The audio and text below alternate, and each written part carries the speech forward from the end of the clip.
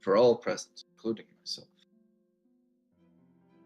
He did not tell you this. Shakes his head. But I don't think he told me because he knows that I don't care about the For all risk. present. He nods at your bravery or bravado, and he looks to you, Nura. Perhaps I should tell you the risks before you agree. Yes, please. He gestures to a semicircle of empty chairs facing towards the basin. The captured vampiric rat rise and it sleep gently, its ribs moving unnatural as if something's crawling inside of it.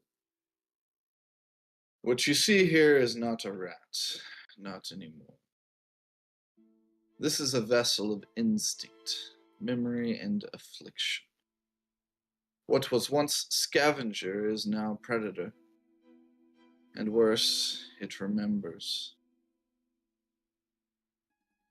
Normally, when I extract memory, I interrogate the subject, break down the mind, peeling it layer by layer. When we do this, we start with recent memories and work our way back to deeper thoughts, following the memories to signs or clues which can help. But this thing has no voice, no self, not as you understand it. Only urges, hungers, imprints.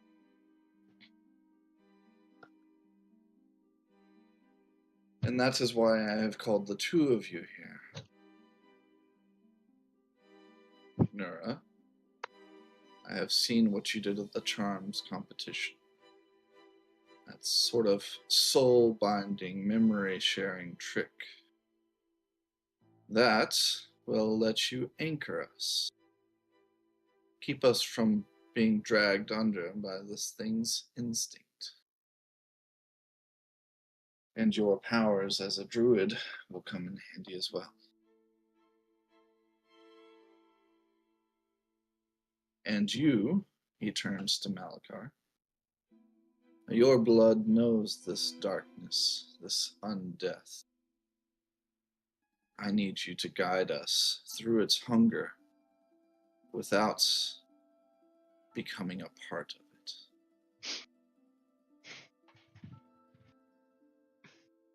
Lucky for you, I've never really been a part of anything.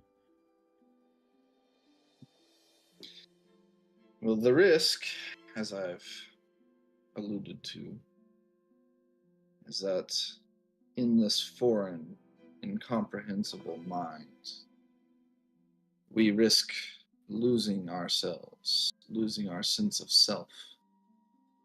It is an alien thing, not easy to come to grips with.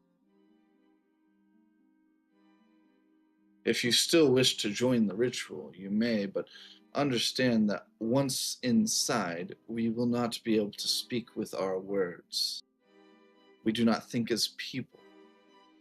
You must see through its eyes, smell with its nose, feed with its tongue. If the link is broken, or you are overwhelmed, you may forget who you are.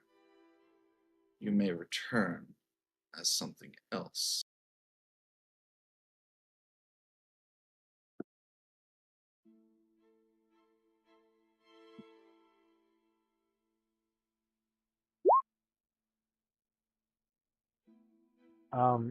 Malachar does not look wavered. Nice. I will step forward and say, I have seen my path upon the other side of this ritual.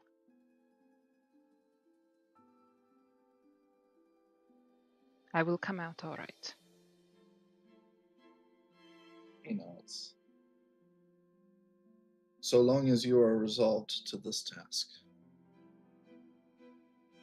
When do we Um, start? what am I going to be needing for this? Like, is this Yeah, a 'cause wisdom or a constitution thing that I'm going to need to maintain? you're gonna need to make a lot of checks for this. Okay, then I'm going to engage my starry form. Okay. And the form of the raven shall descend upon me. Okay. For the sake of sort of the storytelling here, we'll say that we'll ignore sort of the time limit on that starry form, and it's something that, because it's not necessarily combat oriented, you manage to maintain it for a longer duration here. Oh, wait, hold on.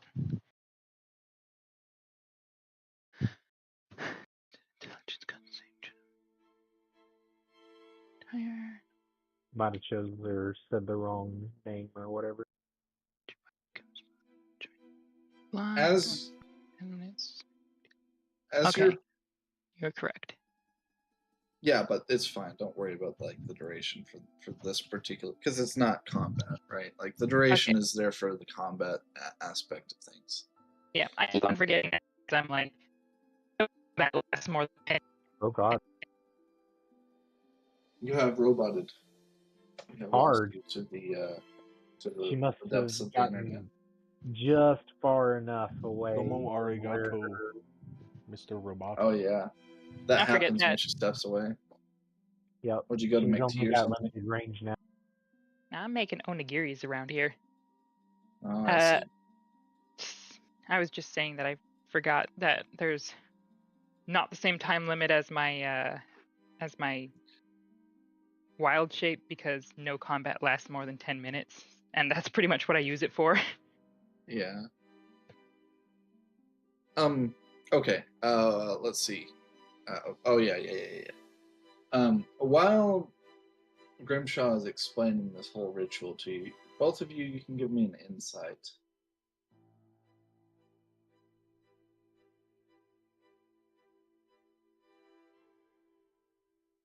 Un momento, por favor. I just realized I'm still on the DM screen.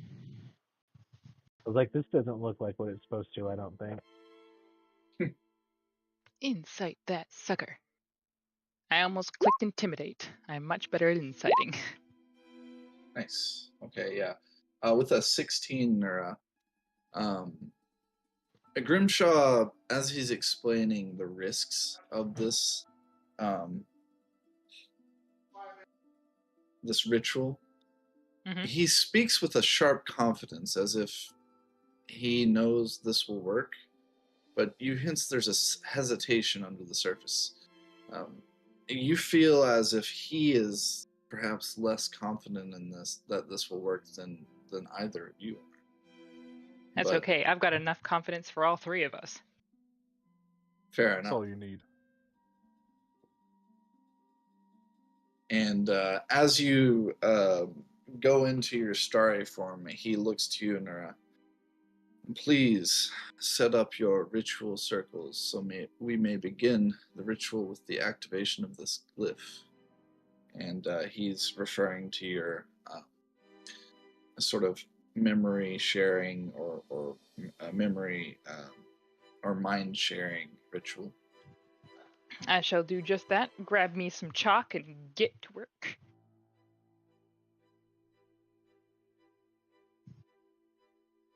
As Nura is preparing that, Malakar, what are you doing? Malakar is going to meditate on his own hunger and get used to it so that he's ready to go whenever it's time. Okay. It's an old practice that's used to help control the hunger in the first place. It's something that's mastered, I would say. That makes sense. Give me we'll say a wisdom save. Woof. Okay. It's going to be one of those. I'm definitely dying in here. You don't gain any sort of specific advantage.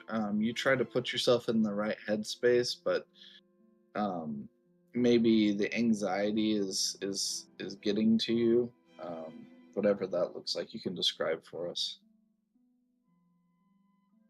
I mean, either way, he's still just gonna sit. He's gonna. I'd say he sits, but it's more like he paces in place and he has his eyes closed and he just looks like he's deep in thought for a while. Okay.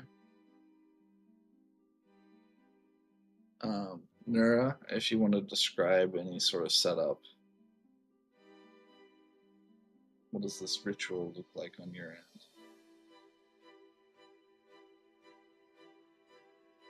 I set up a couple of diamonds with circles inside them, and attach them via a whole bunch of smaller diamonds and circles with lines. It almost looks like a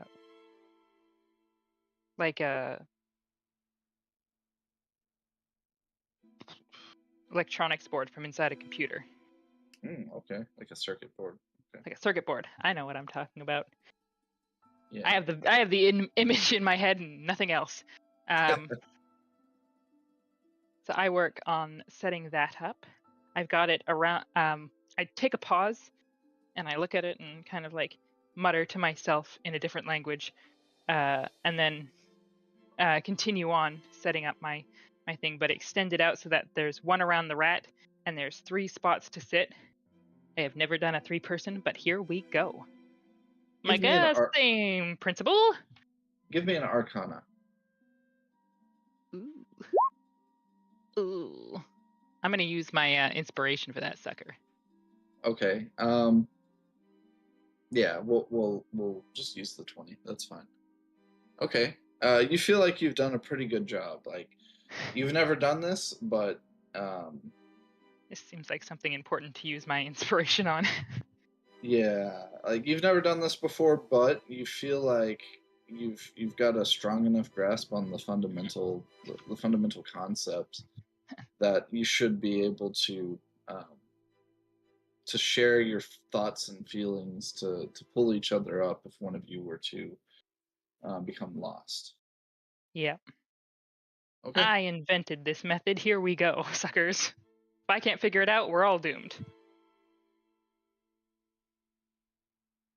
All right. With the setup complete, he'll say, "All right. Whenever you're ready, touch the glyph, then have a seat."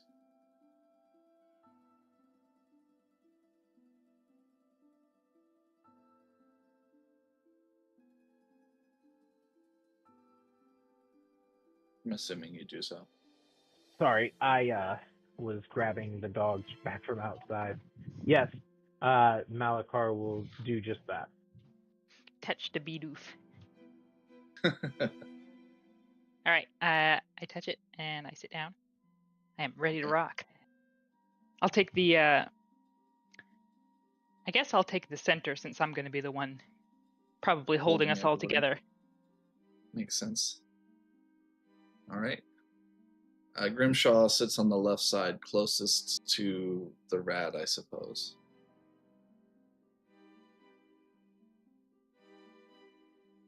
As the glyph flares to life, your breath catches. Suddenly, the room, your body, your name, everything is gone. You're pulled into a world of smell, twitching nerves, instinct, and raw hunger. Sight becomes fragmented, a collage of color and motion. Your mind struggles to hold shape as your thoughts bleed into those of the creature. Cold blood, cooler stone, the pull of something dark inside you. And then it begins. The air is heavy with stagnant water, sour mildew, and rusted metal. You catch the tang of blood, old and iron-rich, like meat left in stew to rot. Above the scent of sweat and motion, upright prey laced with cloth dust, oiled steel, and magic residue. Both of you, give me a perception.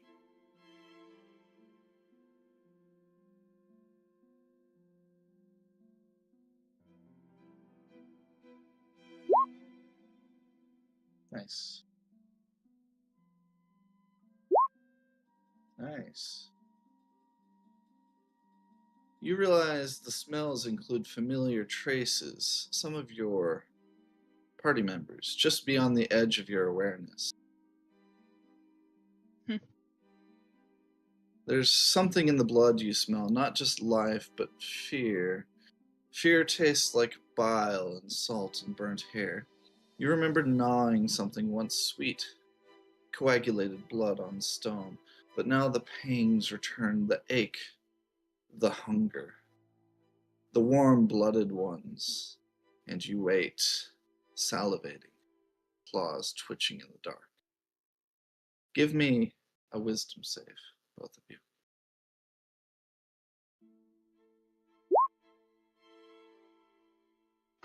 Alrighty then. And I am getting the bonus from my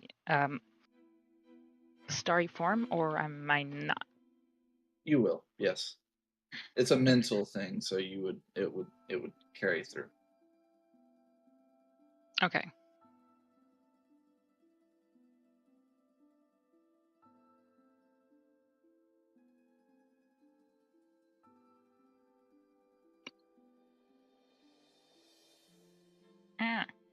Get on the thing. There we go. Nice. Okay. All right.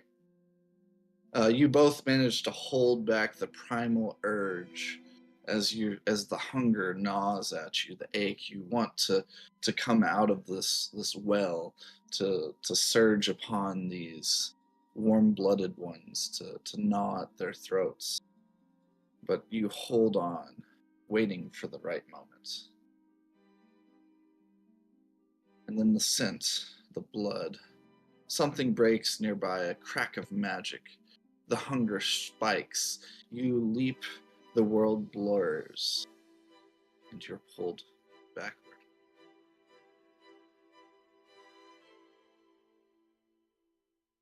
And now it is dark. You feel wetness, not outside but within. Pressure, pain, and then a host writhing. You feel his ribs around you. The skin tears, you're born in reverse. A sweat, blood-soaked thing, wriggling free of a ruptured body. Give me a constitution save. I know this feeling well. Mm-hmm. All right. Malakar, you feel yourself disgusted as your composure begins to fall, the host dying around you. You feel frightened as the feeling of being born from the husk of this cultist overwhelms you.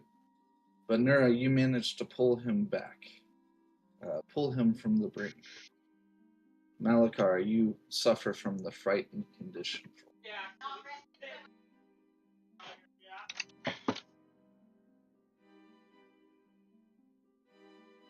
Your combined vision, you take one last look behind you to see a litter of stillborn pups that you've left behind. And then you taste the room. Metal, crystal, ash. You run.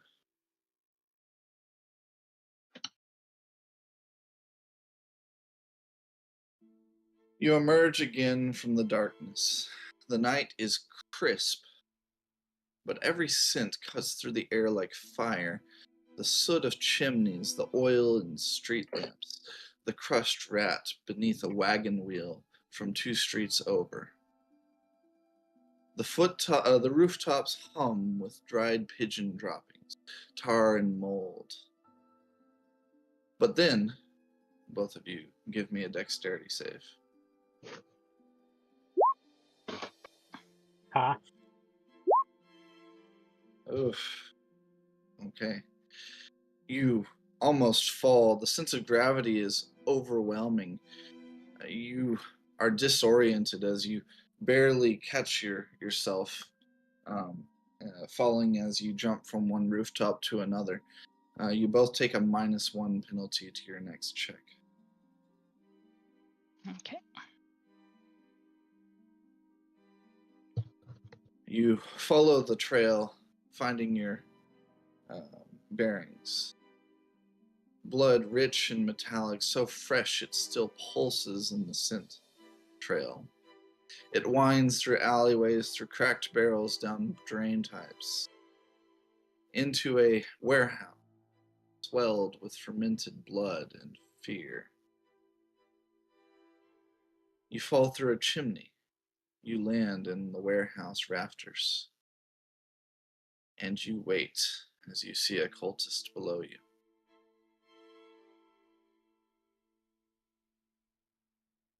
You feel a tug between you, a stray thought. It is the voice of Grimshaw. He calls out to you. We are going deeper now. This is where it becomes difficult. Now's when it becomes difficult. Let me force myself some tequila. Okay, I'm good. Let's start.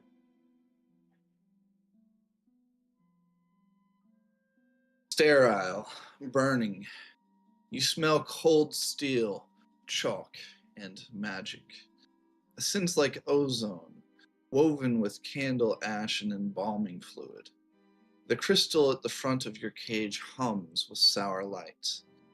Around you, dozens of your kind, restless, their fur matted with fear, sweats.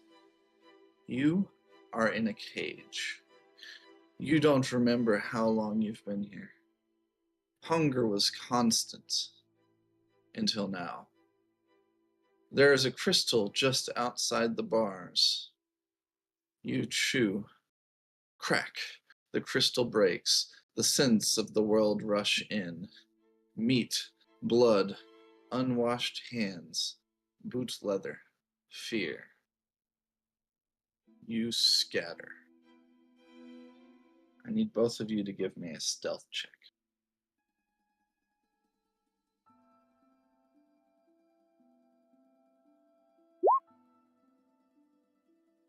Boom, baby. I've got enough stealth for all of us. It's a fucking Nice. good thing. Yeah, with that nat 20, you can feel almost in your mind, you feel like a tug of war to gain control. And you feel Malachar sort of trying to go in one direction, but Nura drags you along. Like a current, you're swept along Malachar, preventing your mind from becoming lost. As you stand at the edge of your cage before you leap out into the wider world beyond, I will give you 2 opportunities here. First, give me an Arcana, both of you.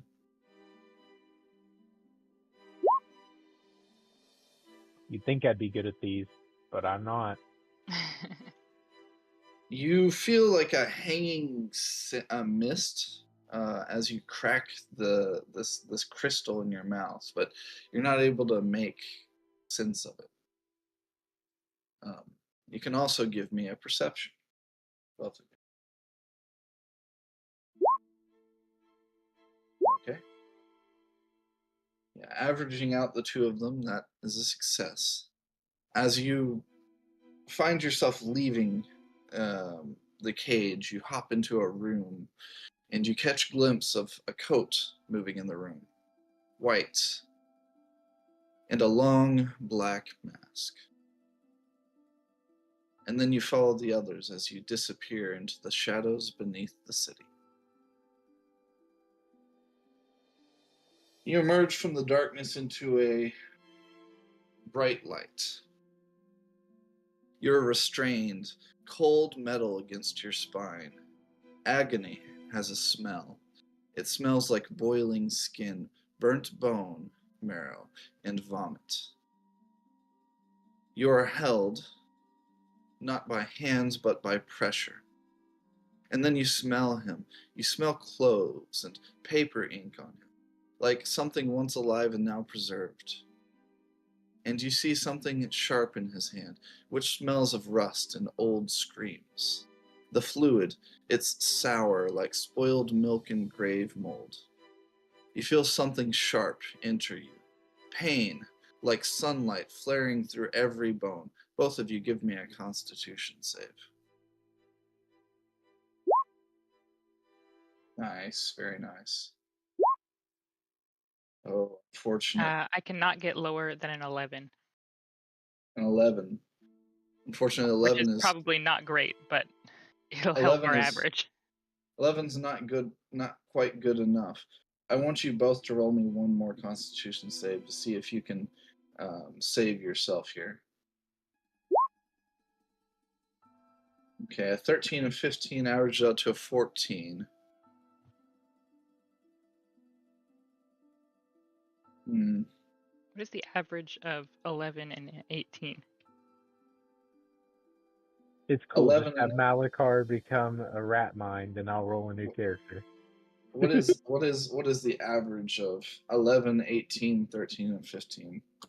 Let's add those up.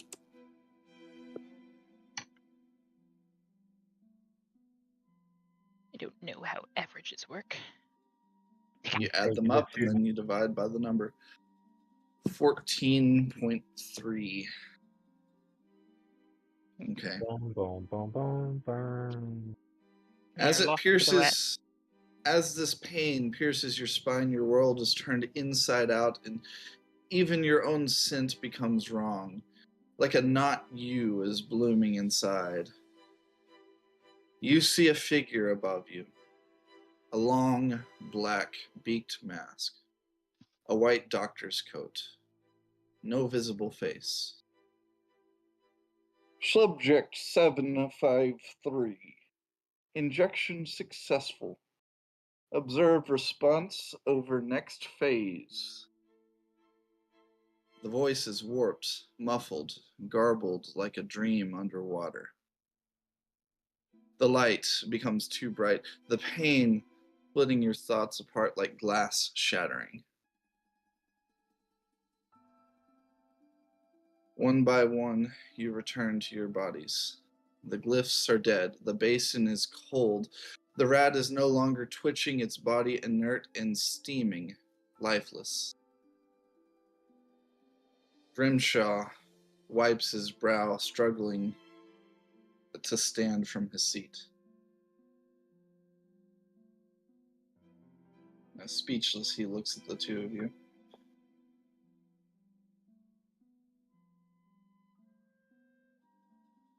Malachar's gonna rub his head because obviously his head hurts now.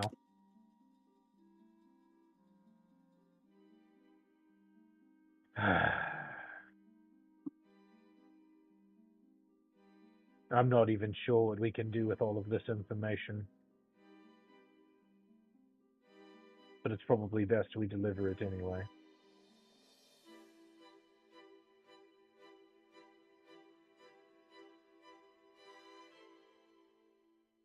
He nods coolly. He puts a hand to his forehead and sort of wipes the sweat away. Well, it seems that whatever you've found here, this runs deep. It seems you're hunting something far worse than vampires or rats.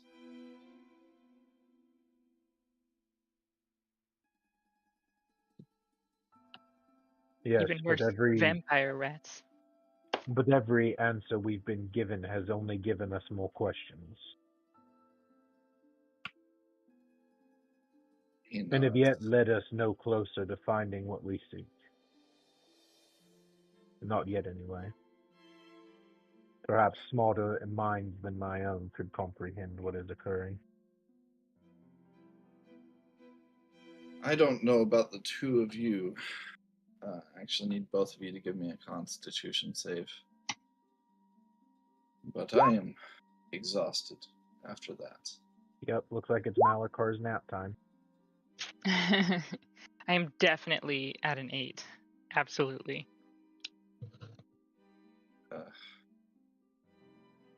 That 8 reflects my out of character build currently too.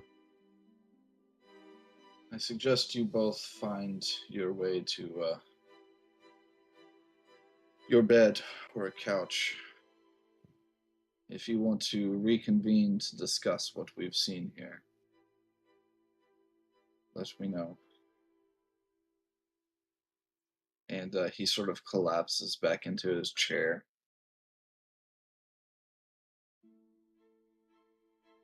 We should probably let the others know so they can start figuring out just exactly what parts of that we can use, while sounds like you and I are going to need to be resting. It does indeed sound like it. All right. So you now have free reign, the whole party. So for Oral and Elias, is there anything you want to have been doing while this was going on?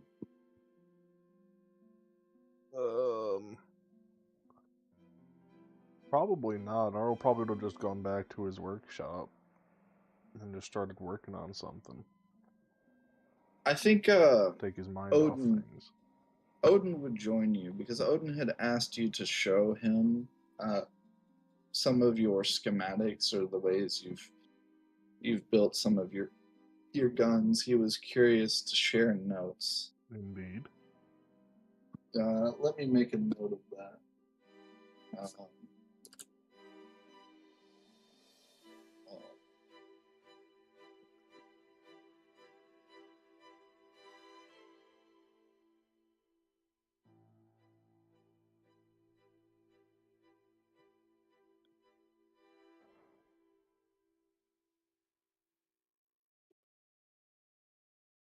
Okay.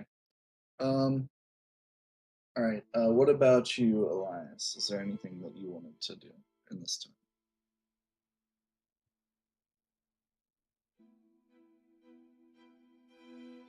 You're muted, by the way.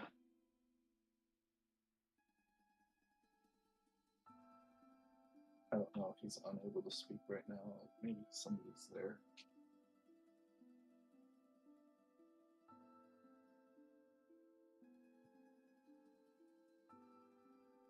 Felix, have we lost you?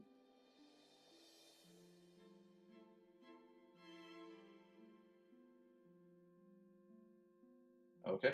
All right. Well, Malakar and Nura, what do you do with this information, I suppose? Well, I was gonna have Malakar go tell Elias, but I guess he's gonna go tell Oral instead now. What else can I do? Yeah. Let me send him a quick poke.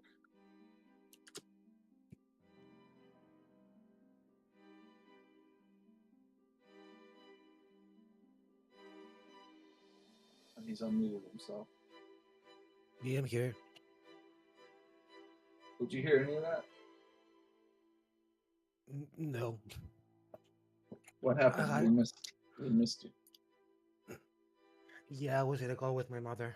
Sorry. Oh, I see. Okay, well, I guess you can reveal stuff in character that way. I mean, you weren't there for it, so fair enough. First off, Elias, while they were delving into the mind of a rat, what would you have been doing? Since I had some free time, I would go to the library and go find the whole spell plague thing we talked earlier got me thinking, Yeah. and and needed some more info about it. Maybe there's a connection. Give me an investigation. Sure. Investigation. Don't you have something in your background about? Yeah, I told you, like, I don't, if I don't know a topic, a specific thing, since my background, I know that there's a book about it. I just have to look. I see. So we'll say, even with your failed investigation, you know the name of a book, and you speak to a librarian who attempts to help you find it. Give me another investigation. We'll treat this as if you had advantage, because the librarian was helping. Okay, yeah, with a 15 then. Okay. You do manage to find a book on the Aravina spell plague. Lovely. It is titled. A handout for this one. We're gonna read it together as a group. Time for some deep lore, boys. Oh And girl. man, are we gonna read it like we used to in class and take turns? I mean, if you want to, we could. There's some deep implications to this one. Or Elias, if you want to read it dramatically for the group, that's good Me? as well. With my accent. Man, that sounds way better. Go for it. Yeah. So we have On the Matter of the Spell Plagued and the Starlight God by Ezrin Valier, exile scribe of the Dust Courts. Oh God. Time for a lore dump, boys and girl. Sorry, boys is a I fun am phrase. the only girl here. Huh. Sorry, I This didn't is mean like to call the you only out game like that's that. like that. Maybe if we get another player, we can get another girl on here. I'm fairly certain on Saturdays the girls are the majority. Noise. Because I think there's like 3, and then there's like 2 men, if you don't count me. Mm, Maybe it's right down even. Hold on, I gotta fucking. I think because you got Matt now. I think. Oh yeah, Matt. that's true. It's no That makes longer even. All right. Elias, do you want to read this for us? Oh God. there was 2 boys and then the rest. I thought there were 2 girls and then If the you rest don't were want to, boys. I can do it. Do you want my River, you, and Harmony. That's 3 girls. No, I'm playing Prince Deek, so I'm a male. Oh. Fair enough. Continue. Part 1, Geography and Origin Myth. In the far northern reaches of the subcontinent Orionel, where the sands of the feast of Aestus devour all but the hardest life, lies the oasis nation of Arvina. Near the end of its habitable frontier, along a crescent basin of fractured stone and scorched glass, rests the Starlight Chasm, a vast crater whose jagged walls shimmer at dusk, with mineral threads unseen elsewhere on the continent.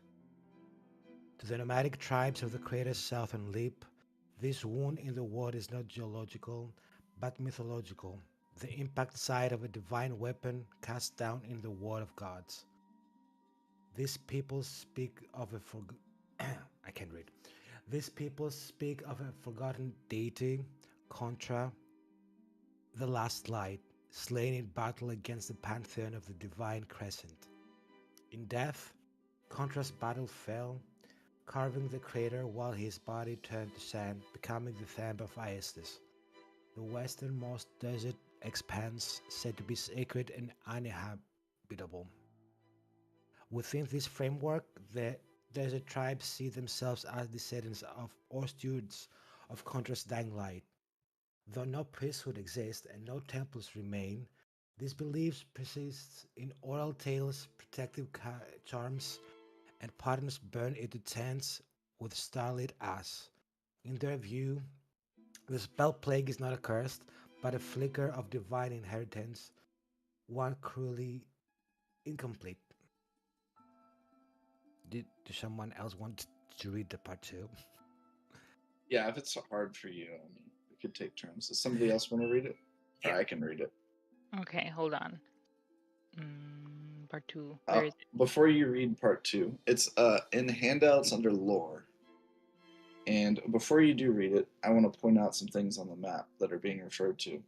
So first off, you have here the subcontinent of Area now. Does everybody see that? No. Hold on. Let me get my Now I do. stuff out of the way. Give me a second, I'm taking notes. Uh-huh. Okay, yeah, that's where I live. Okay, so the subcontinent of Arianel, and as Nura has pointed out, the crystal spire where Nura lives is right here. Okay. Noted in that description is the nation of Aravina, which is this one green speck at the northern edge of Arianel. And this right here, this feature is the the Starlight Chasm right here. This is the crater. This here is the thumb of Eastus, and the whole southern stretch beyond the desert in the east, or beyond the mountain range in the east. So the mountain range takes up the eastern side, but the west is all a desert. This whole desert is called the Fist of Eastus. The thumb of Eastus is this feature where the dead god Contra is said to rest. This feature here is known as the Fingers of Eastus. And it is said that the dead god Contra, his weapon, landed in the crater, and his body landed in the thumb of Eastus.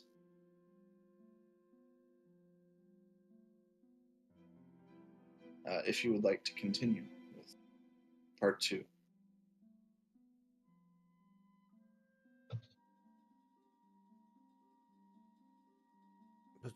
Should I continue? Whoever wants to. Yep. Part 2. Contagion and Constraints. The Aravina spell plague, despite its name, bears no conventional markers of disease. It spreads only among those with lineage tied to the southern tribes of Aravina. Bloodline seems key, though the precise mechanism remains unknown. Outsiders, even those in direct contact, remain unaffected, and repeated exposure has yielded no transmission beyond the cultural line. However, within the blooded, the plague is terrifyingly virulent. Entire caravans have fallen ill after a single contact. Once symptoms begin, fevers, starlit visions, spontaneous magical emissions, death is almost assured within weeks or months, often accompanied by one or more catastrophic miraculous events. All right. Somebody want to take part 3? Sure, I'll put on a funny little accent. I lied. I'm not going Did to. you just call my accent funny? You do have a funny little accent. That's why you're here.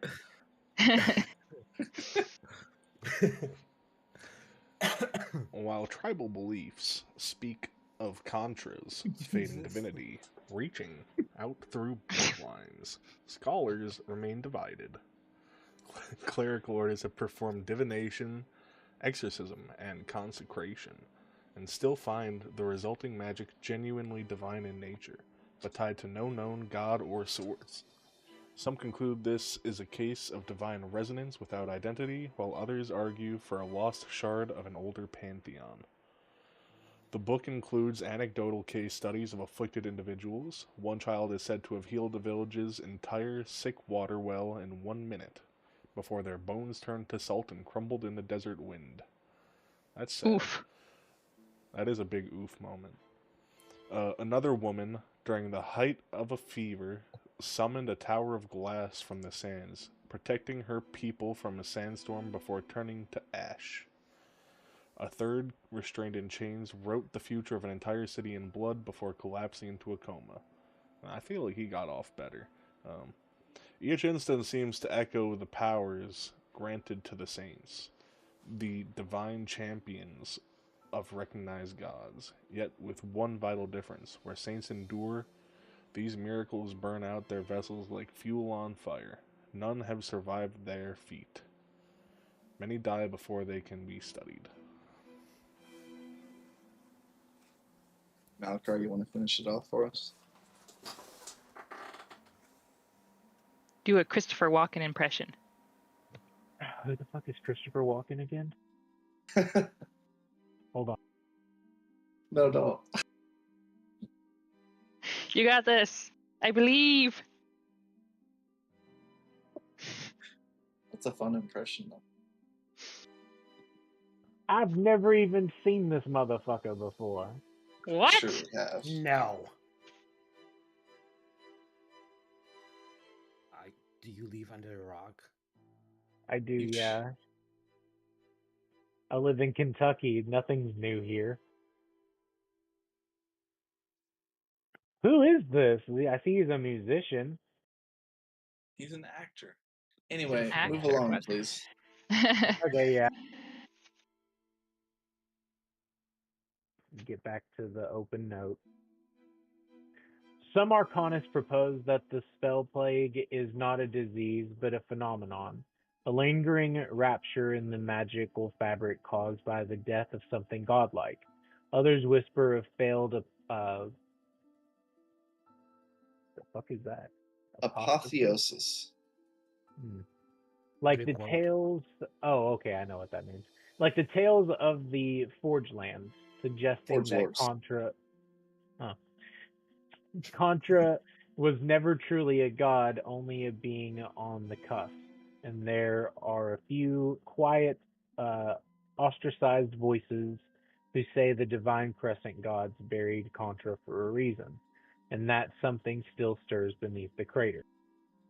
Of particular note is the growing frequency of spell plague cases outside Eravana, often among refugees or exiles who have left the ancestral lands but retain tribal ancestry. The disease travels not by geography but by blood and fate. The book contains a final note by some unknown reader's hand, unfinished in smeared ink. And if the Starlight Chasm is indeed the site of a fallen divine weapon, the implications for ley line resonance across the fist of Estus are catastrophic. There are no saints for Contra because perhaps no one survives long enough to become one. Mm-hmm. There's your Should I warmed read up it again session. as Doggo? No, please. Maybe just an Maybe excerpt? maybe not everybody had a funny accent, but at least we have something in common. We can fucking read. I know that's fucking right. Okay. All right. Our read along finished. Elias, you finish this. Like, I imagine Elias is a pretty fast reader, and you're sort of skimming through the book, maybe, but you managed to get through everything here that you've read. Like, these are the excerpts that stood out to you. And at this point, that's when Malakar arrives. I don't know if Nura's with him or if Nura went to find Oral and Odin. Nura went No. to go find That's a good point. We could split up. Odin. Okay. So he'll knock on your door. Alive. No, I told you I will go to the library. So probably. Oh, you're will in the be- library. Yeah, So, yeah. I will probably be in a big table. And then okay. since it's like kind of late, I guess, there's empty chairs. He'll just move a chair out from across like the table and sit down. And he'll bridge his fingers until you're done reading the part you're on. Yeah, I'm like gonna look up, and then look down, and then I'm gonna say, "Did you have any success with your rat?" Not as much as I would have liked. Still no closer Elaborate. to the answer I was looking for. However, we did learn some of the origin of this rat. Many like it, I suppose. It would appear that there is a lab somewhere, some sort of scientific research that's being done on these particular rats. And I think the ones we have found have been the little escape artists. So do you think it's below? Since or they just they're rats that went into the sewers. Seems it must be below. Every time that we were between visions, the rats were heading back below or coming there from. So if I had to guess, yes, I would say it probably is below. Though below is quite large, and I don't necessarily know an exact placement. It seems strange that someone would have access to the ability to turn such creatures, though. And it's almost as if it is a parasitic relationship, which is, as far as I can tell, not at all like what mine is with my nature. But then again, none have been forced into this sort of existence from my races. He shrugs. Well, like then they do experiments with medicine on animals with a virus. So you turn, I guess, kind of naturally from one vampire to human or to an elf or whatever, to a creature. That doesn't mean that they can do experiments with vampire blood on vampires. It's not unlikely. That is true. It is not unlikely. I don't think it Question would is be why? that hard.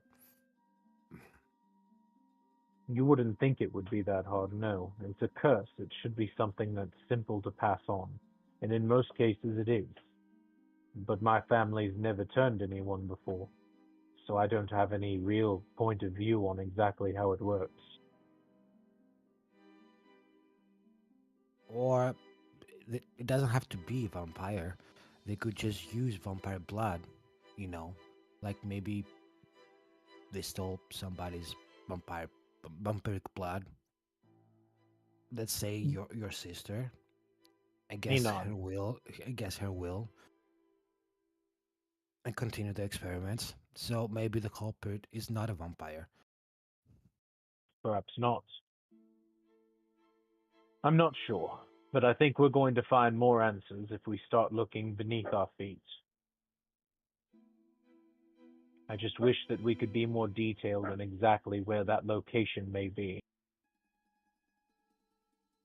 But it does seem like these rats are not truly themselves, but what I was witnessing was more of a host situation where the rat was playing host to something new and different, in my opinion, to what I'm normalized to as far as this particular curse is concerned. They're like fungus that take control of a host. Maybe not only did they have vampiric blood in them, maybe they have like another parasite. Because I don't think No, it's the the the control is magical per se. we should look more into these sorts of creatures then. Parasites. Could I'm be a just lead. I'm just spitballing. I don't know. Like just theory. Munched on that crystal. We should go and see the others. I will at the very least. It looks like you're making good headway in a book there. Yeah, I'm gonna like turn to the librarian and I'm gonna tell her, um, I'll give her. I don't know how you wanna do this. Maybe I give her my card. Like or side or whatever that I need to borrow it. He nods. Mm. You can check out this book. That is understandable. Just make sure you and she has you like sign in the book. Like there's a little stamp at the back that you. It's a little different than a real world library in that you have like a runic sigil that it's like a signature. It can be tracked back to you if needed, um, but yeah, it's standard library procedure.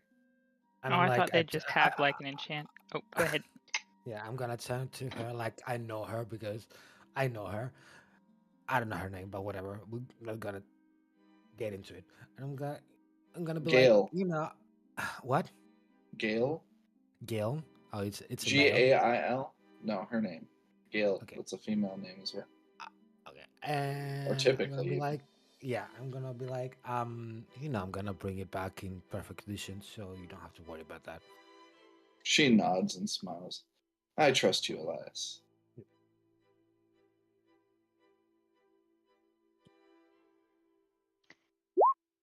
Book's enchanted to teleport back to the library within a certain time of leaving the library. Probably. It's not. It doesn't teleport back. There's like a tracking built into it, so that if they need to, they can find you. It also is like it has some wording that prevents it from leaving like the city of Mirrodin. That would be funny though, if it just like, your time is up, book is gone, poof, back Yeah, onto the Yeah, shelf yeah. where it was. no, even worse, Gale will appear in front of you and scold you. Book goes flying out of your hand and zipping through the air like whatever that Harry Potter thing that calls his broom to him.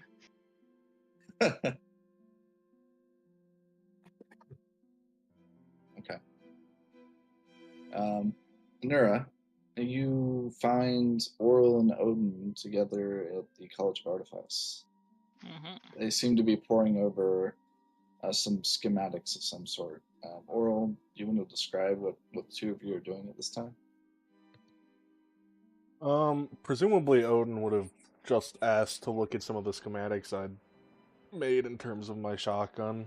I wouldn't show him anything that I haven't actually made yet, because I don't want to give all that away. Fair enough. Patent Just like pending. the basic design so that he can possibly work off of them, Okay. but not giving too much away. Well, given that he's not here, maybe next session we can retroactively figure out what that looks like. But for now, that works. But yeah, Nura, you arrive and you can see the two of them here in the workshop together.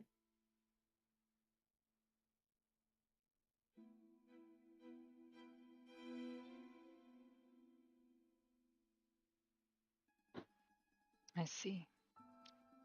I will kind of lean over both their shoulders without saying anything while I walk up to see what they're doing.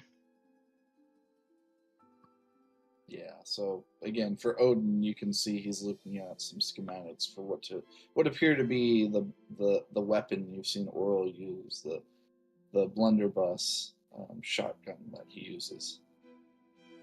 Oral, what are you working on? I'd just kind of be pointing things out to him. Nothing too fancy. You would see Anura approaching. You could probably see Anura. You can describe this a look of exhaustion or weariness, having gone through what she's just gone through. Yeah. I shall look like I'm in my like almost out of it state when I low-key sleepwalk around, and I glance over your guys' shoulders to look at what you're looking at, and I go, "Ah, yes, the future comes in fire and fury, the change of fates, and the evening of the fields." Ah, well. Anyway, we went and saw the rat. Hey, Nura, go ahead and give yourself inspiration for archaically seeing the future again. Thank you, thank you. I need to fill this space again. I don't know how she does it. Ah, so, you saw Theodore then? Who? I gave a name to the rat. Ah, yes. Most unfortunate. I feel like Theodore's a fitting name. What for? I don't know. I feel like it's a bit of a curse. Well, it has certainly Being proven nameless. itself to be a bit of a curse. Oh, the nameless part is a curse, not the name itself. I see. Oh, yes. Be nameless and wandering as a vampiric rat. What can't be happens if ideal. you...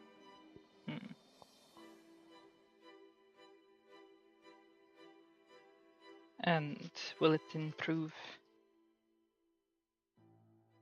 to perish with a name rather than without?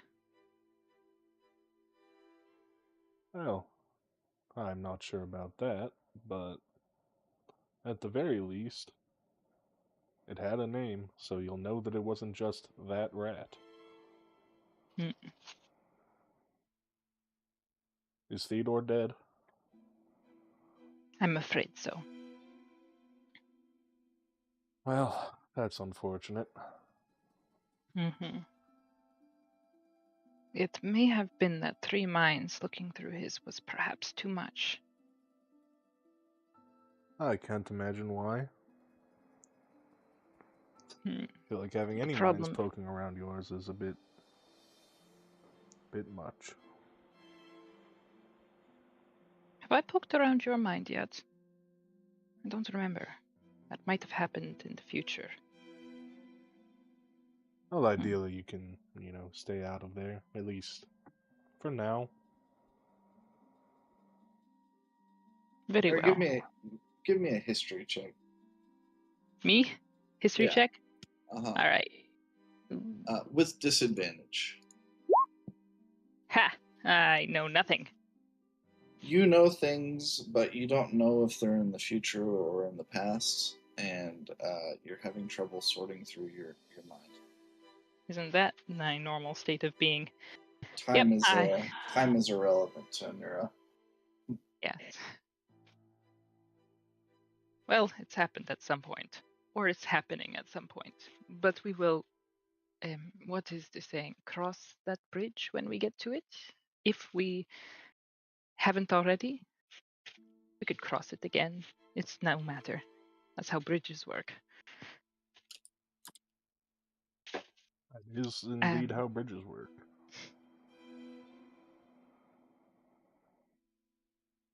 But yes, we saw some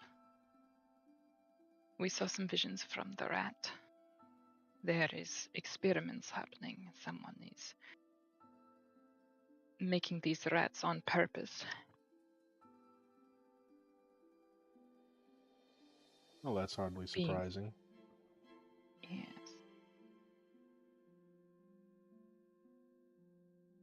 Still, information is good. I'm afraid there's not a lot. Like I said, 3 minds were probably much. And I shall tell him all I have known, what we just saw. Bring him up to date.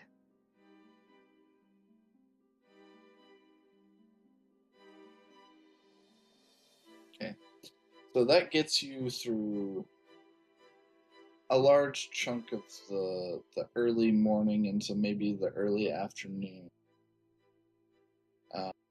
There's enough time, Malakar and Nura, for you to sort of take a quick nap or a rest or a trance in Malakar's case, I suppose. You have a little bit more time before the round table meet. Is there anything anyone wanted to do in particular? I think Malakar, you'd wanted to go to the temple. Oh, he stepped away, didn't he? Yeah. Let's see. Well, Odin not being here and Malakar stepping away, let's go ahead and take a quick break until Malakar gets back. We'll return hopefully once he does, and pick up from there, I guess. So we're taking mid session until he gets back, and we'll probably end session early. I don't want to do the round table with a missing player. Yeah. Nura has a great temptation to send Lulia in her stead. She's like, that counts, right? If I sleep and project through Lulia, it'll be like I'm there.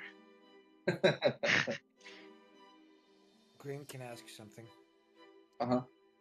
Um, when did in the conversation last session came about the spell plague?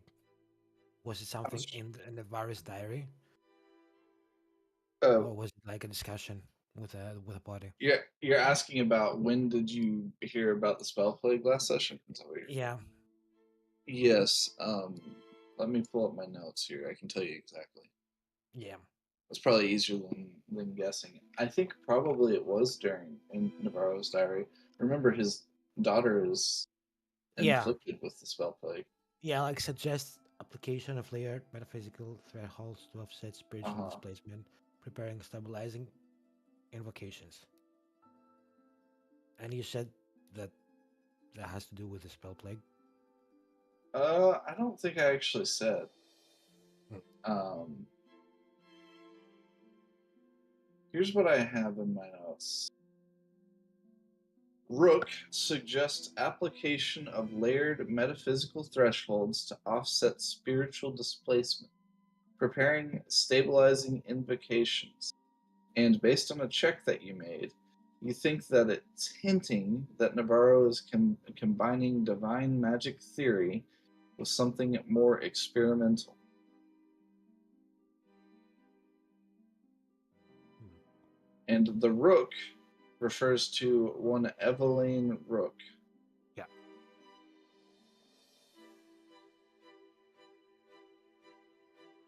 Yeah, Yeah.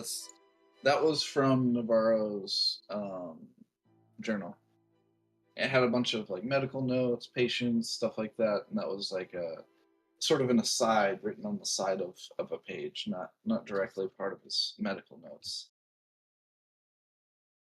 And also, have we like reference to this public in any other discussion with the party apart from this implication? I think the only other time the spell plague has come up was that I want to say that Hamir um, reacted whenever somebody mentioned it. He didn't Mm-hmm. say anything, but I want to say that he gave a visible reaction. Okay. Okay. Like he might know something more, but nobody followed up on it. It didn't seem important at the time. Yeah. Okay. Thank you. Yep. Hamir is also could potentially be easily at hand if you needed it.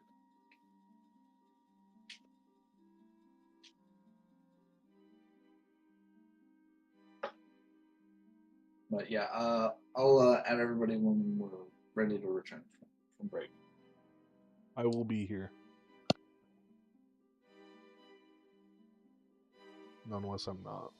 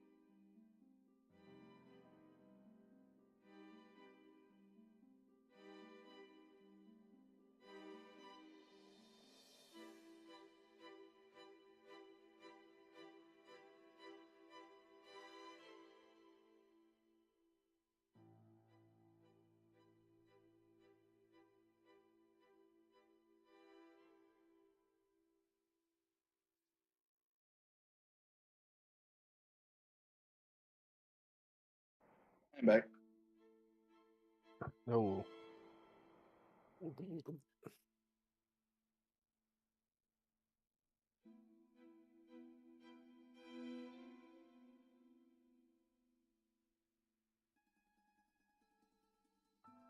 Mute myself while I watch a video real quick.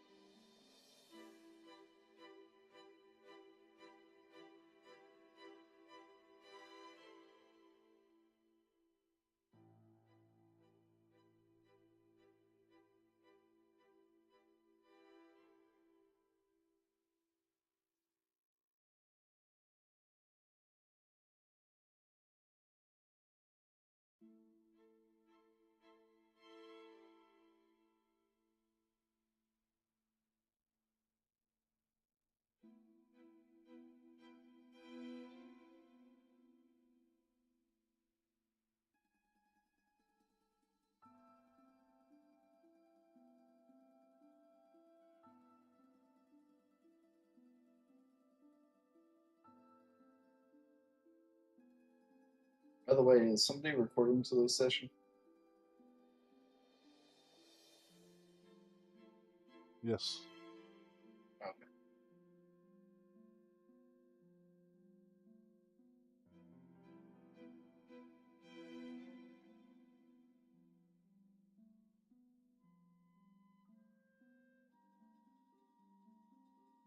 You can label this one the one where Grim actually did no prep. What did I label this one? I said maybe more rats, maybe no prep. Nice.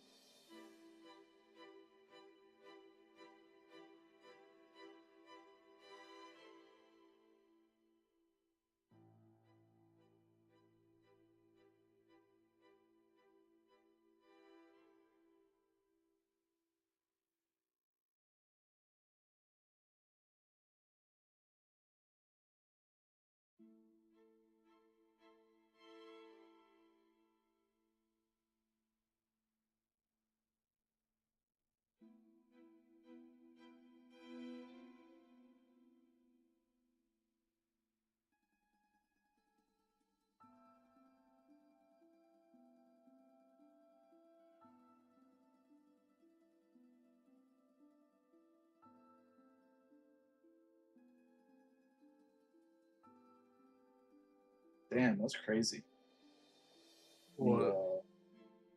The graph you posted this morning for Star Citizen? Yeah. It's a lot. What's the recent surge for? Because the Sandworm update? No, it's Invictus. So it's a free fly Oh, that makes sense. Yeah, and it's a big sale event. gotcha. Plus more new ships than usual.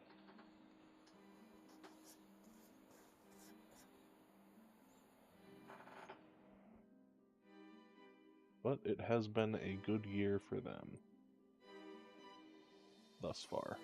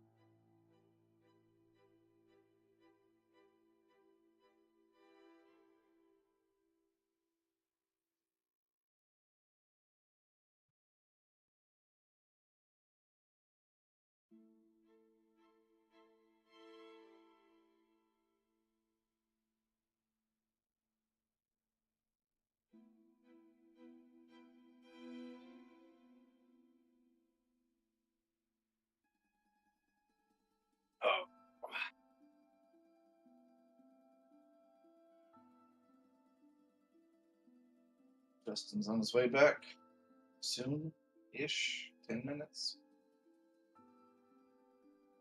Right.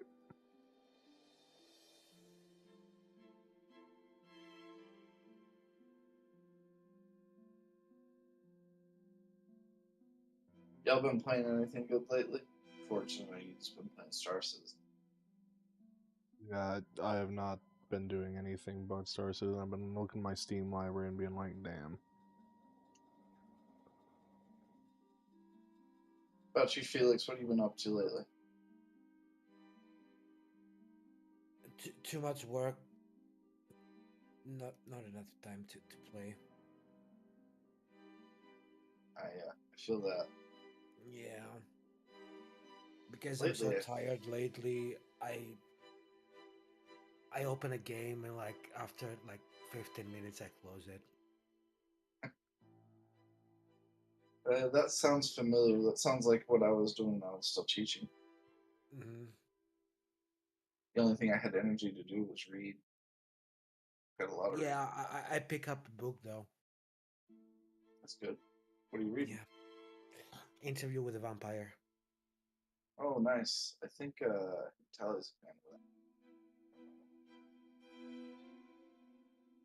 I think Knox might be as well, but I don't remember. Maybe because did they do a TV or a movie or something for Yeah. that? Yeah, because I saw that I finished the TV show and I'm like, yeah, I need more. Gotcha. Yeah. I think somebody has mentioned the TV show before me. My sister is a big fan of that. I don't know a whole lot about it though. Yeah, I want to get back into reading books so I can continue the Dark Tower. Nice. Stephen King, right? Yeah.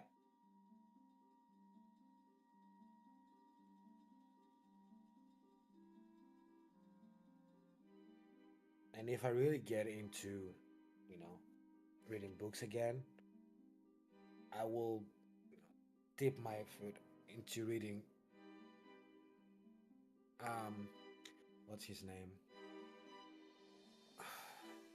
Give me a What kind of art? What kind of writer is he? Mistborn. Is that Sanderson. Sanderson? Yes, Yeah. Brandon Sanderson. Yeah. I've got The Way of Kings. Like I've got one of the books around here. It's intimidating. Yeah. I'd say he's easier to read than like Tolkien, maybe. But he's I got the Wheel of Time, the first book, and I'm trying to finish it for like I would say 8 years. Well, not like continuously, but still. yeah, off and on. Was like, I need to finish this book. It's really dense. Yeah, a lot of descriptions like talking as well. Yeah. That's why I would always fall asleep reading Tolkien. It was like, oh, these descriptions are too long. Do you know Christopher Paolini did Aragon? Yeah. I had the same problem with those books. It's like these descriptions are just too much. Yeah. It's like these descriptions I do in D&D. It's like, yes, 5 sentences of description for a smell. Mm. Mm-hmm. And you're all just like, uh-huh. Yeah, get to the important part. I'm Yeah, sure it's that's why. especially hard for you, Felix. And I think with reading, I didn't have issue with reading the text. I'm like, like my self confidence. I'm like, they don't understand what I'm saying. I have to stop. Didn't understand what you were Oh, saying, like at all, personally. Nice. Yeah. I could understand it because I was reading along. Yeah. But I think everybody was stumbling over their words. It wasn't just you. And when I'm like reading these descriptions as a DM, I often stumble over my own words. Like it's a skill to read things aloud. Yeah, especially if it's like new text that you haven't read before. Right. But yeah, in books, I like fantasy, but if they're like too big, this they have to be like descriptions. I'm like, no. That's why I try to pick up like smaller books. Dark Tower is like more condensed, Yeah. and Stephen King in general, it's pretty easy to read his books. I've always preferred like things that are a little bit easier to get into. I guess tend to target a younger audience, just because those long descriptions are just too much. I don't know. Maybe I'm not enough of an intellectual. I don't know. Like I was reading Wheel of Time, and I'm like skipping sentences, and I would catch myself sometimes like skipping sentences. I'm like, wait, what happened? I thought it was a description, but no, something happened. Yeah. Yeah.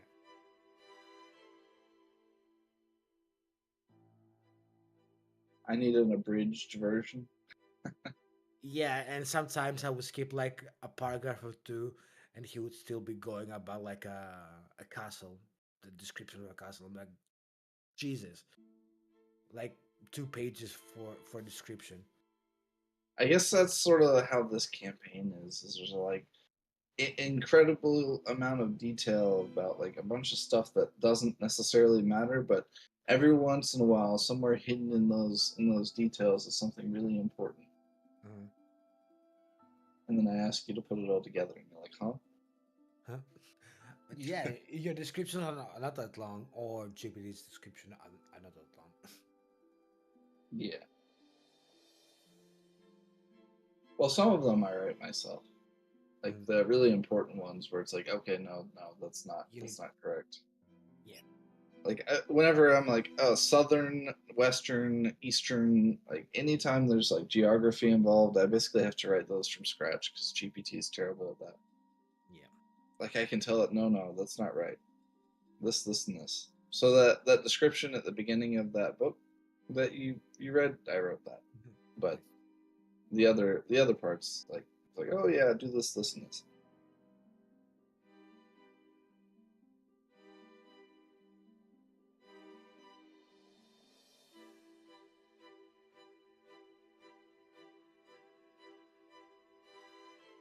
Ah, he is back. He has returned. Justin, you there? Indeed, my good man. Will Sorry, you? my mom's been sick, so I had to go check in on her. No, you're good. Uh, I guess it's fine because again we're down one player and we can take a longer break. Let me at Tally. She is deafened, so she won't know that you're back. Oh god. And she's watching the text chat.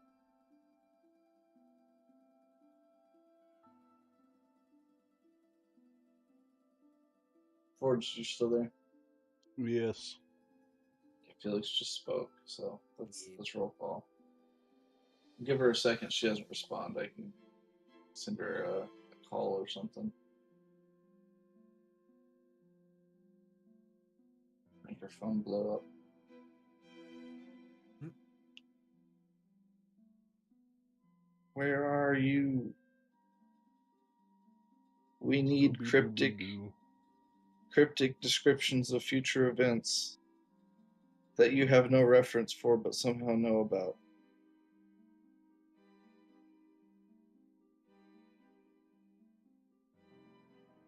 Where are you? Which? Not a mystery to solve here.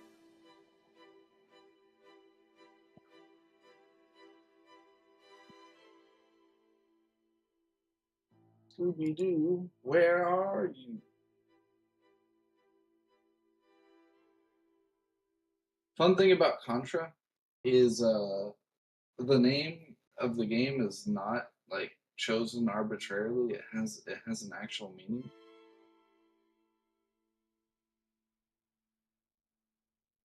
I know it means something, but I never cared about Contra enough to look into it.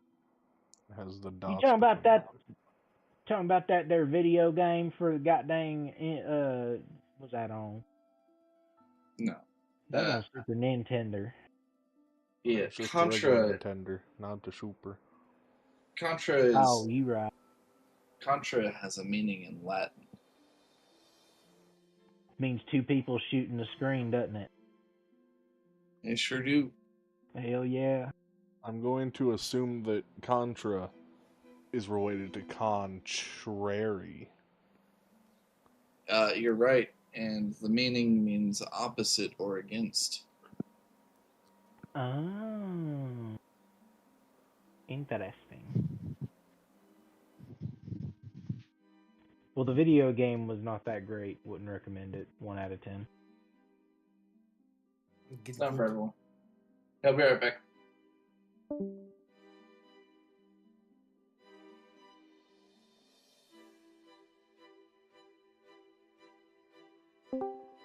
It seems to have worked.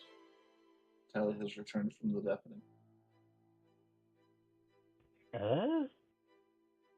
Although she hasn't spoken. Yeah, she did. No, I spoke. You might have spoken before I came back, though.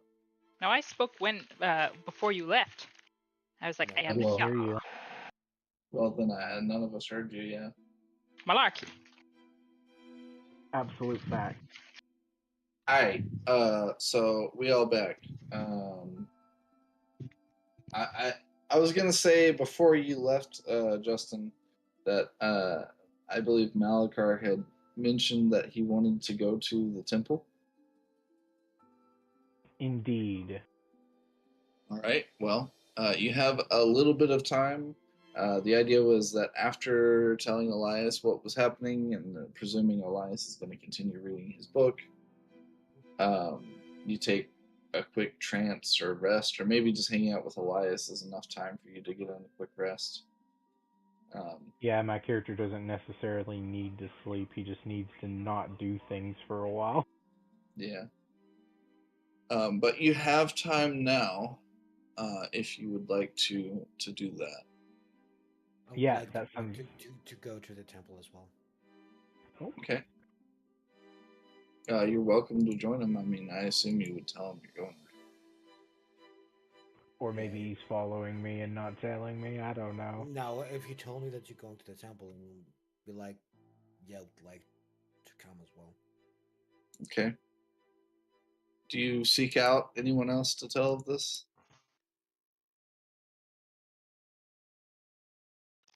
Seek out? No, but if I come across someone that's from our little group or the round table, I might tell them my location just so that somebody knows. Okay. Well, after poking in on Oral and Odenura, what do you do? Go take a nap? Yep, it is nap time for me. Fair enough. Going to sleep. Okay. Well, Malakar and Elias, you go to the Celestial Bastion. I believe I have a handout just to remind everyone. Places. Weirdly. Devotion, Celestial Bastion. There you go. Jesus. This is the Temple of Luna. This is the primary Temple of Luna in the continent. It is the largest temple to this god.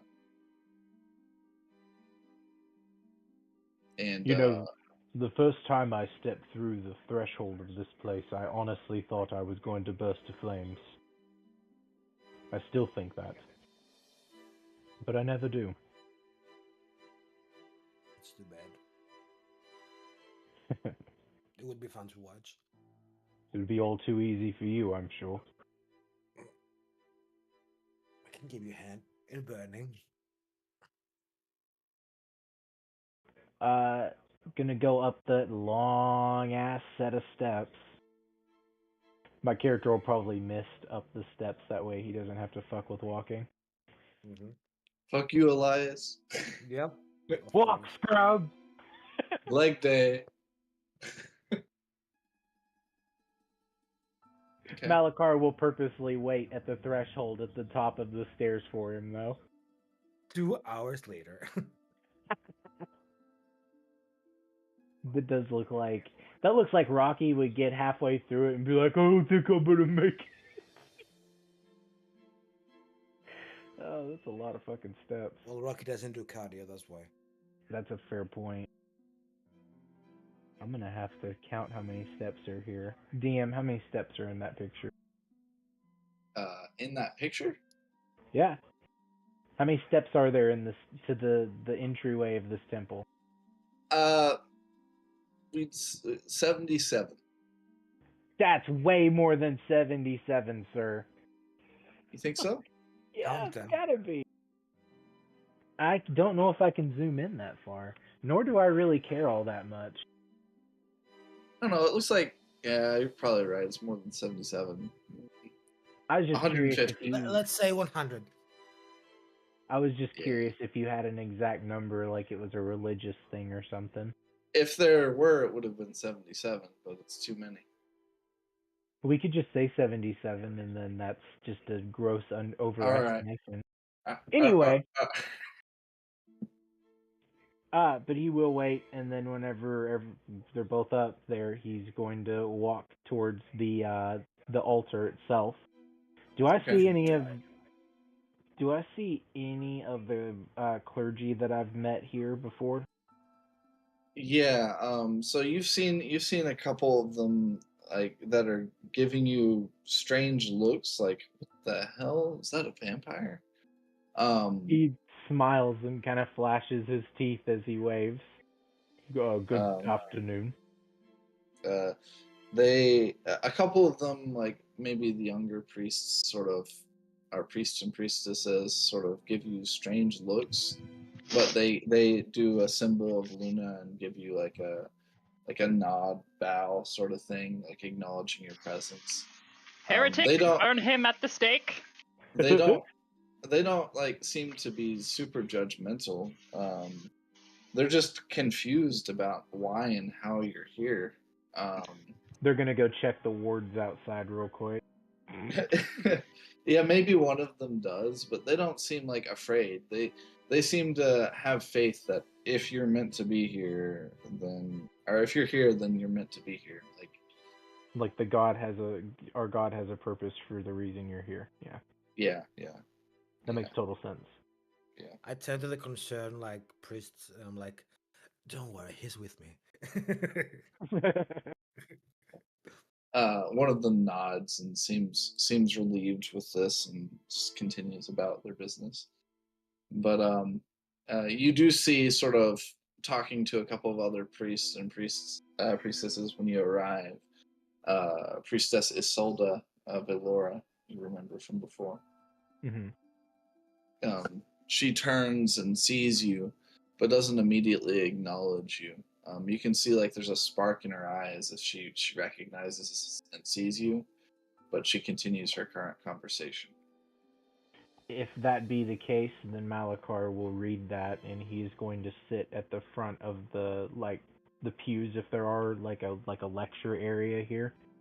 Yeah, so it'd be almost like in the picture there, where you can see there's like little tables with divining equipment, or like people like sit down on their knees, and like, I guess the closest image you can probably think of in the real world would be when people pray to Islam. It's like on different carpets. It's more like that than like church I pews.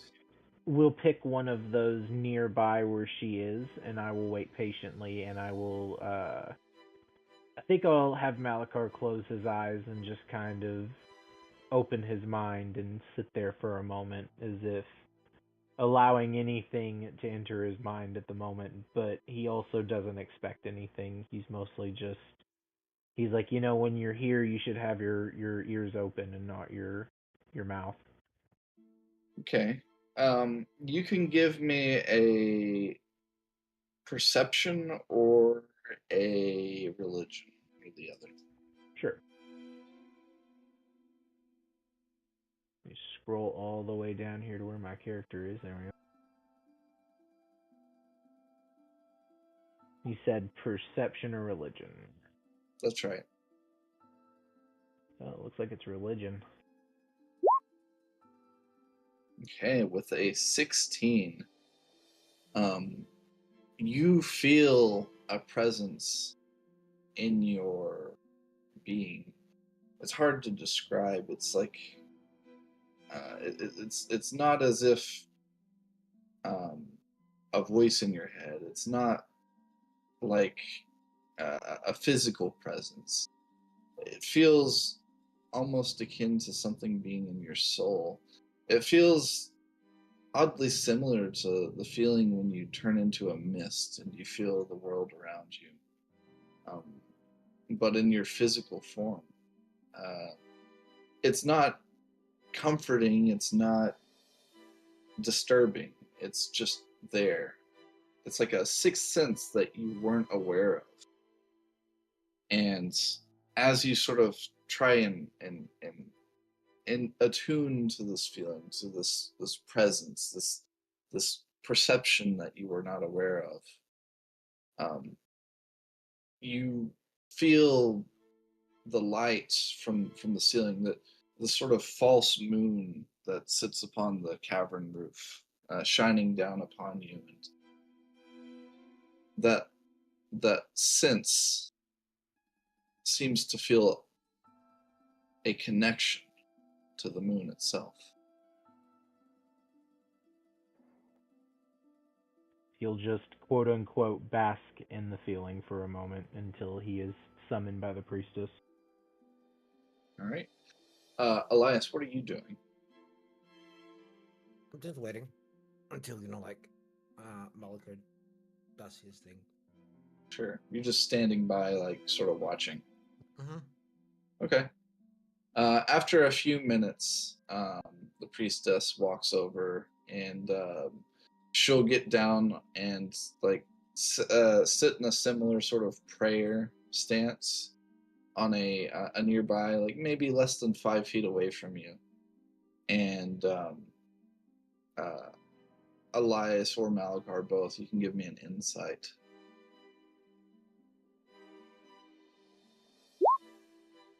Damn. Well done. Damn. All right. Well, Malakar, you're just sort of so focused on this feeling that you almost don't even notice until she speaks that she's here. But Elias, you can tell that she's performing her duty as the head priestess here, and seeking out the words of other followers. But you can also tell that she's attempting not to draw too much attention, um, and is guising this conversation, or disguising this conversation, as simply offering prayers and seeking out the words of her fellow devout. And nobody seems to pay too much heed to her having this conversation with the vampire. Mm-hmm. She offers a few words of prayer to Luna, and then under her breath, she calls out to you, Malakar, it is good to be in your presence once more. Have you considered my words? He opens his eyes and he looks to her. Over the table, what did she recommend prior? I'm blanking on that for some reason. She told you that she believes that the three of you were chosen not as saints, but as saint candidates.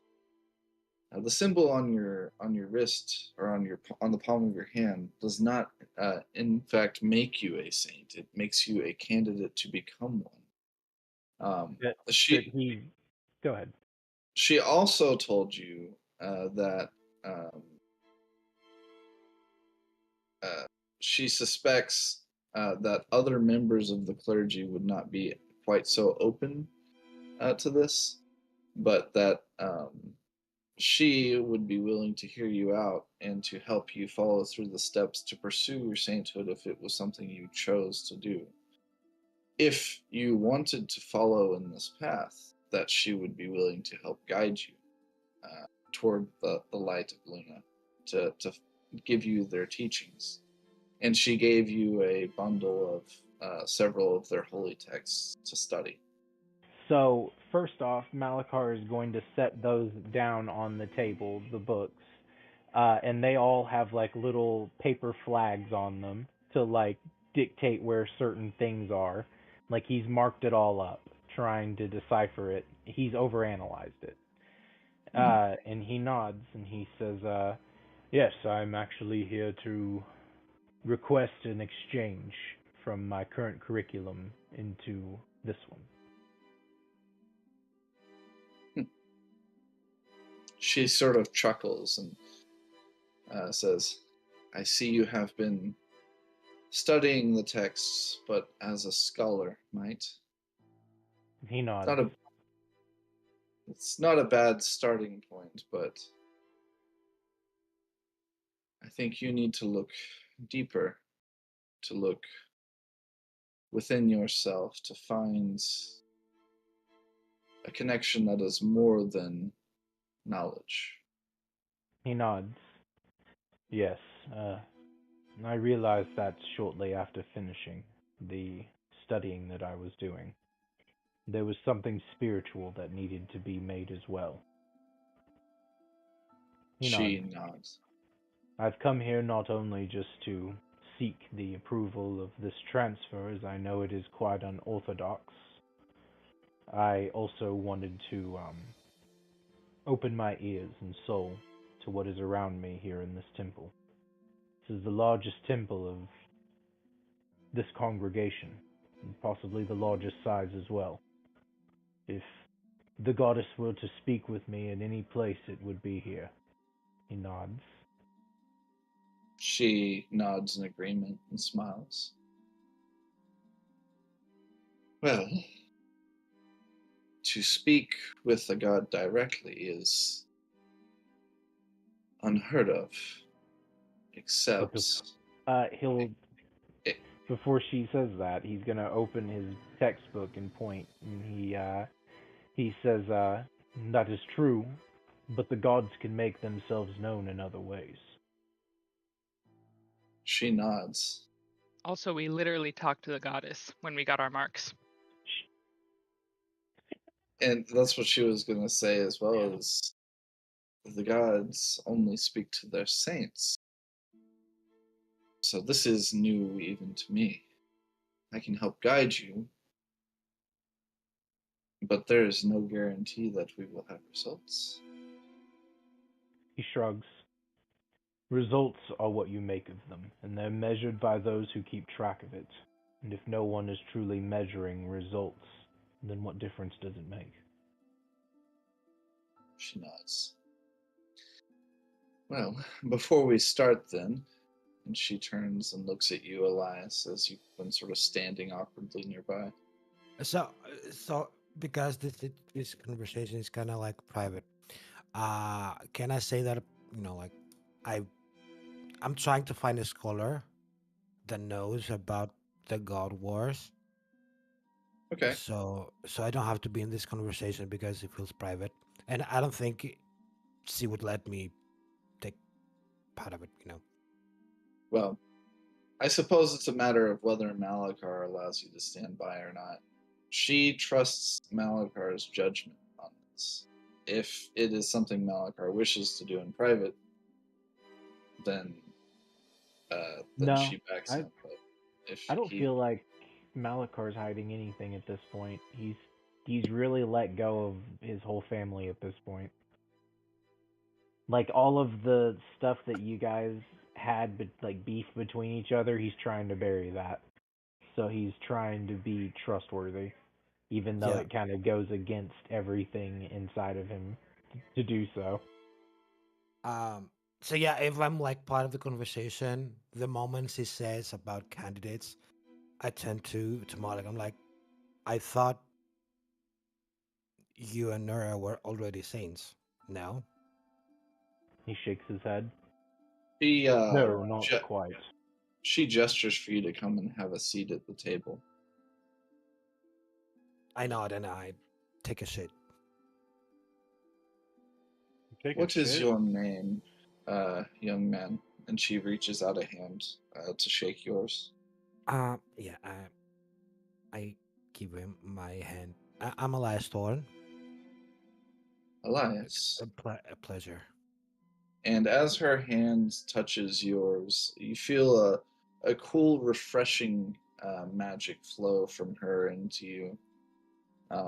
It's like the cool breeze that you feel standing underneath the moonlight as you gaze upon the stars. It's a comforting feeling. Mhm. And as this feeling comes, like, flows over you, an image comes across your mind, sort of a flash of several images, and thoughts begin to form. And she shares with you knowledge. Um, and she explains, you see, it is a little known and esoteric piece of knowledge, but long ago, hundreds of years ago, when each of the saints were chosen, they were not alone. Each god selects a number of candidates, and each of those candidates can choose to accept the sainthood or not. If they do so, they must undergo a journey, a series of rituals. And if they are successful, then they are chosen as the saints, given divine powers to speak the will of their chosen deity onto the mortal plane. It's a great honor, but one that one does not have to choose. One that your friend here has chosen to consider. And she smiles. You can see a feeling of gratefulness on her lips as she does. And I turn to Malak and I'm like, and are they testing you with books? And if that's coming from me, I don't think a candidate should be deep into books. If, like you said, that saints are like chosen for potential calamities, they should be in the battlefields, not deep in books. He nods. This is true. I've definitely known my share of battlefields, though. What She, he's saying is you must fight Nura to the death now. The priestess looks to you, Elias, and then looks to you, Malachar. Now, your friend is sage, but his words only hint at the truth. You see, each god has their own domain, and were Luna one of the gods of conflict, this might be true. But Luna's domain is somewhat different. Though the sage advice your friend speaks is that a saint need not necessarily seek knowledge through years or centuries of knowledge from scholars and clerics, that they would find it within themselves naturally as part of their daily lives, as part of the way they are tested, as part of your own fate. He nods. That does make sense. That said, does not hurt to familiarize oneself with the texts, with the basic religious beliefs of the followers of Luna. And to have come to this conclusion on your own must speak to why Luna chose you. Just as she chose your other friends for different reasons. Friends? Perhaps They're multiple. she looks at you, Malachar, as if to say, does he not know? He motions and he says, up until about a few hours ago, me and this one here have been at each other's throats. So I'm sure he can find it nearly hard to believe that someone as barbaric as I could have more than just the one. It's understandable. I didn't mean that. Didn't I show off my mark in front of everyone and when we were all staying in a group? Yeah, but you didn't uh, tell anything about Axel. I know that Oh, Malka and I Nura. see what you're saying. Yeah, I didn't say you don't have friends. I see what you're saying. So I know he you're close with Axel. I know you're friends. he nods. He says, "Well, I'm trying to protect Axel, but he is one of the candidates as well. Me, him, and Nura, we made our way into some strange garden. We were just out in the gardens here, and when we made our way into this bizarre area, we found a fountain. And, well, he shrugs. We stuck around long enough to find out what it was and ended up with Marks. Yeah. Do they know that they're candidates and not saints? Have you talked with them about it, or did you Um, just came to the conclusion? the I think I've priestess, told Nura. the Yeah. priestess will speak aloud. This was explained to them, but you understand that. Well, you understand the importance of a saint, do you not? Who's that directed at? That's to Elias. Gotcha. And I And you like get can. Yeah. you get the sense that she's not trying to speak down to you, but it's almost like a teacher trying to walk a student through a lecture. And I'm like, I continue to stare at Malika, and I'm like, have you talked with the others? Since About you're candidate, so there's gonna be only one. Did you did you come to the conclusion that it's gonna be you, or you trying to take the step without them knowing? he puts out a hand and shakes his head and he says, I don't think I get a choice in the first place. I'm deciding to try to be a better person, and it starts with reaching out something bigger than I am. And Luna has reached out to me, so I'm going to reach back, even if she doesn't accept me. I'm okay with that.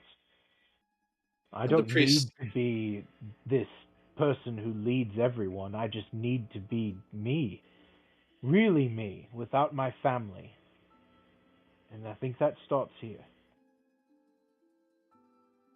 the priestess nods and she takes your hand as well, Malachar. I think you have the right idea. And truly, it is the case for all faiths, not simply that of Luna. But to find faith, to find one's path alongside the divine, is a path of self discovery.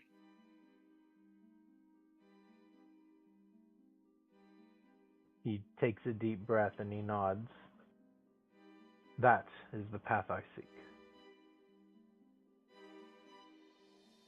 Now, if that leads me down a path that requires me to step up for more than just a member of the clergy or something of the like, then I will just accept that and I will do what I have to. She shakes her head and says, No, no, saints are different. You see, it is rare throughout history for saints to act as members of the clergy necessarily. Although I would not be opposed to helping you if that is the path you choose to take. Most of the time, the saints are like adventurers.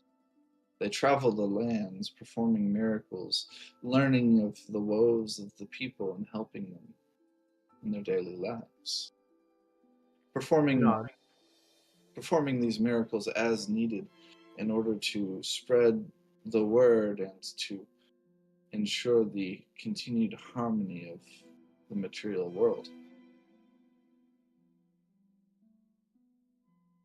He nods. But I think it starts with figuring out more about this, and that's where I would like to begin. She nods. Well, Elias like takes out a notebook and turns to the priestess, and he's like, a quick question. I think it's kind of convenient that all three of them were in the same place at the same time. So, do you think that the candidates are based on allocation rather than pure selection? You know, being at on the place that. that's a really interesting point that you've just made there, Elias. If you don't already have it, give yourself inspiration. Um, she looks at you a little bit surprised, and she stops and puts a hand on her chin as she thinks. That is certainly a possibility. To give the mark of the saint would surely be somewhat taxing. None of the previous saints of any religion that I am aware of were alone. There were always multiple candidates,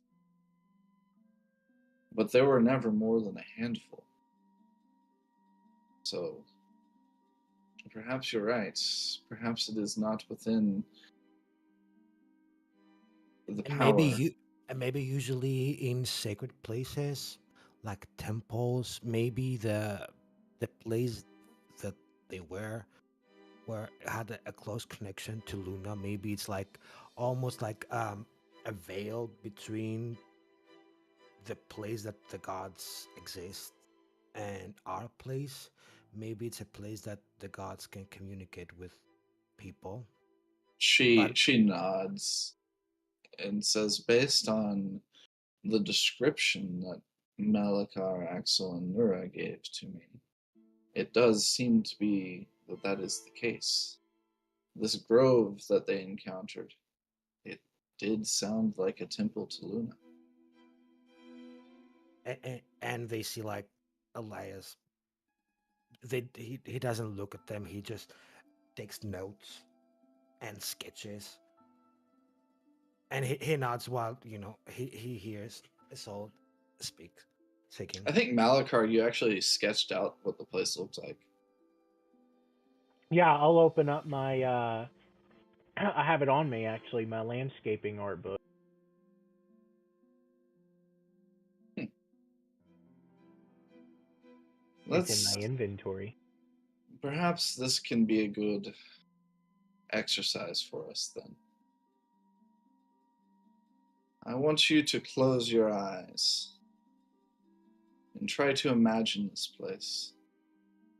Elias, you can join us. Let us join hands, and she'll reach out to grab both of your hands. Mm-hmm. Okay. Try I'll take and your hand. imagine this place.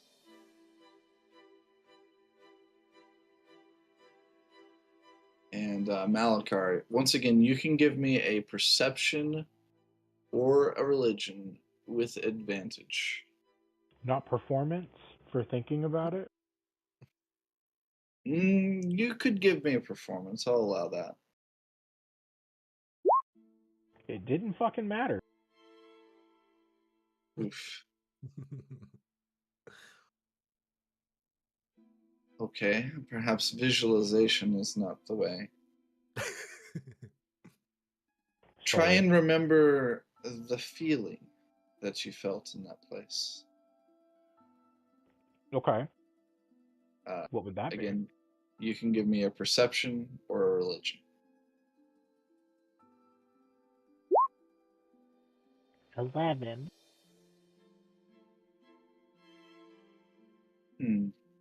Where do I go to level up my religion and gain proficiency in it?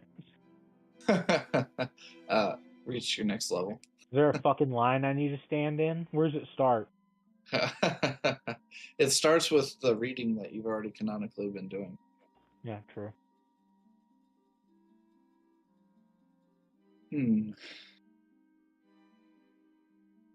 Let us try one other thing. Simply take in the air around you. Reach out. Feel the moonlight.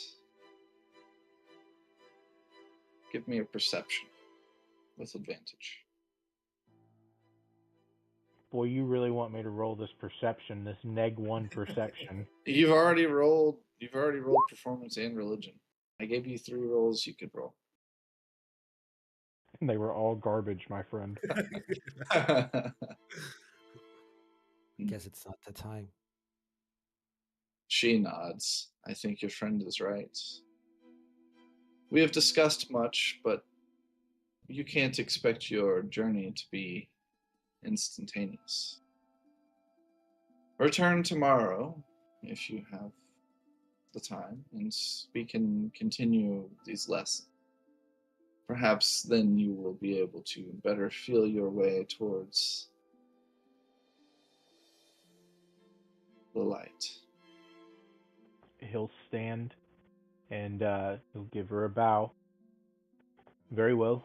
Perhaps an open mind can be better discerned after some rest. She nods. Thank you for your time.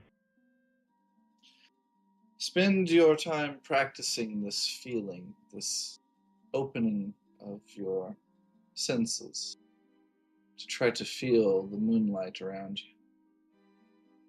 It will be easier done under the steep of night. Perhaps if you can find a cloudless area under the full moon.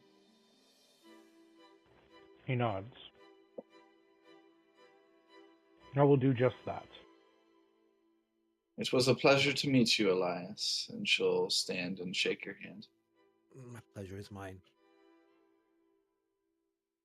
He'll pick up his copy of the religious text and put it back in his bag. She sort of walks away and joins a couple of other priests who are mid-conversation.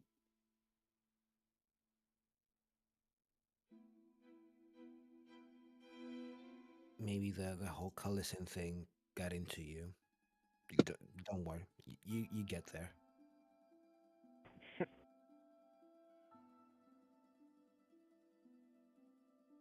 I'd say we probably go to meet with the others at this point. Yep. Makes sense. You've got we'll say you've got like an hour before your meeting with the round table. So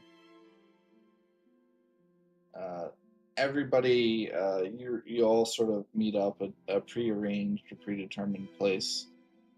Maybe somebody had suggested meeting to discuss what to do next before the roundtable meeting. But that being the case, given that we are absent one Odin, I think we can stop here, pick up for next time. We'll start off with maybe like a quick 30 minutes of what everybody's game plans are, and then next session we'll go into the roundtable. Does anybody want to take a recap? Malakar, you I got it. All right. Nice. Nura has sent Lulia to this little pre-meeting to test her theory on that she can sleep and dream through Lulia and be present at the same time. That was so fucking cool.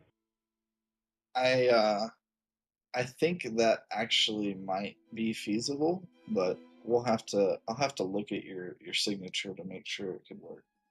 This is why I'm sciencing it. Out of a bush, eating a bag of gummy worms with a Bucky's hat on his head. I can do the recap next week. All right, bye guys.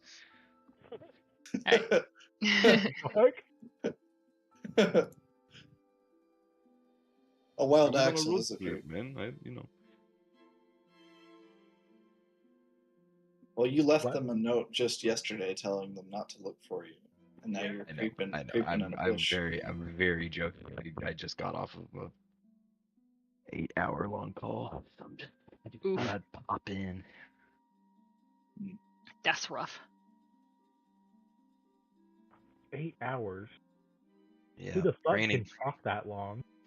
Training, baby. Multiple people. People. Trust me. It's like being a teacher. All right. Yeah. I will catch y'all later. All right, you have a good night. Fingers. Good night.